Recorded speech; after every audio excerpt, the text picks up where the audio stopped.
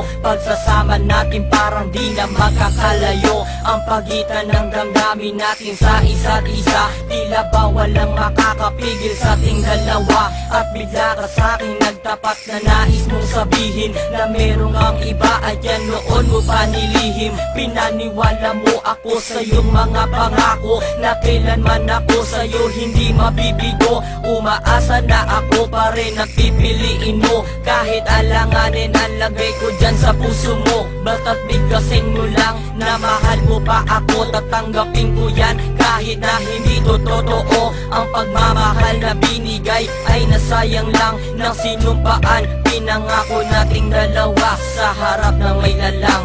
Ako ay lumuha dahil di ko kaya na limutin ka at iwan ka, dahil ikaw lang talaga. Ako'y nagmahal ng todo pero ako'y niloko. Sana ngayon ay mahalin at huwag mong lokohin please yung bago mo.